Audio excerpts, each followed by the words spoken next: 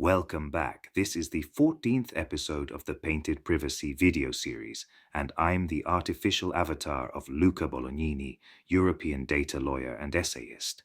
In this episode, we'll talk about light heaviness and light darkness, that is, legalese unintelligibility.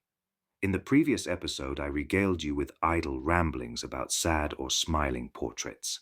Now I want to show you, displayed in the upper left corner, the senile self-portrait of Jacopo Robusti, Tintoretto. He looks pretty worn out and wretched, it has to be said, but don't worry, it is not my intention to belabor the anguish of dreary, funereal faces. Instead, I want to talk about light and shadow in the communication of critical and doctrinal ideas, about light heaviness. I imagine most of you are familiar with Jean-Paul Sartre as the great French existentialist and novelist, but I wonder how many of you know that Sartre was also an outstanding biographer and critic of Tintoretto. His writings about the Venetian painter have been collated since 2005 in a volume published for the world's first edition, then reprinted several times, by Marinotti in Italy, entitled Tintoretto o il sequestrato di Venezia. The collection was put together as part of a project by the philosopher and writer Michel Sicard, who wrote the introduction to the book. Long story short, Jean-Paul Sartre is crystal clear in his writing. His reasoning is simple and a pleasure to read. He guides the reader with ease through his explanations of concepts that are highly complex, and gloomy too, given his weighty tomes on the frustration of the human condition between existence and essence, which also hold true for Jacopo Robusti. He makes otherwise inscrutable details easy to understand. In short, it is a joy, yes, a real joy, despite the dreary contents, to delve into page after page, word after word. I remember I had the same feeling of fresh, intelligent simplicity reading Sartre's Being and Nothingness back in college. And just like in college, almost 30 years ago, when I did not understand the words the professor used in class to explain Sartre's existentialist theory with abstract concepts and jargon, I had to go directly to the source, drinking in the French author's novels and essays.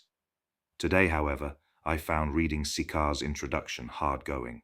Clearly the problem is me, since I am no philosopher and have no grasp of the jargon, the competencies, or the theoretical and scientific foundations.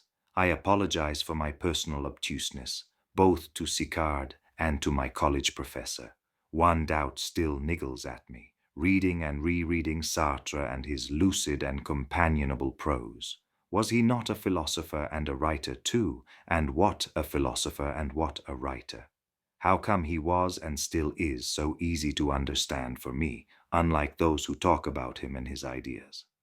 The same ray of light illuminates me when I read the powerful essays or original opinions of great jurists who use familiar no-frills language, whereas the same fog envelops me when I skim through pages of other jurists and experts who comment on the work of those greats. I have no answers. It must be a sort of allergy to subsequent elaborations. Does this ever happen to you? Do you get what I mean? If this were a pantomime, you would now shout, "No!" and the audience would roar with laughter. Let me add a different point, a variation on the same theme.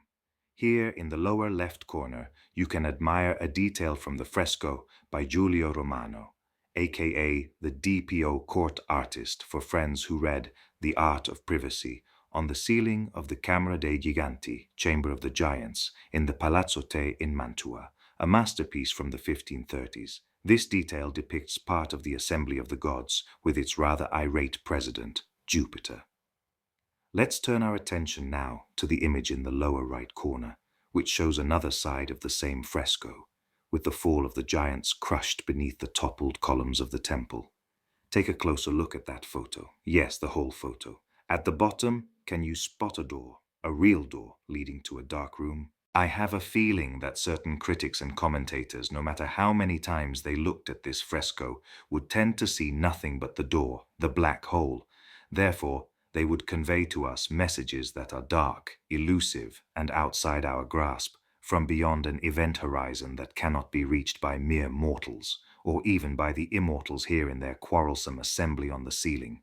This happens to lawyers too, We focus on the black hole without appreciating what surrounds it, often unconsciously, but sometimes deliberately, to mislead with defensive malice.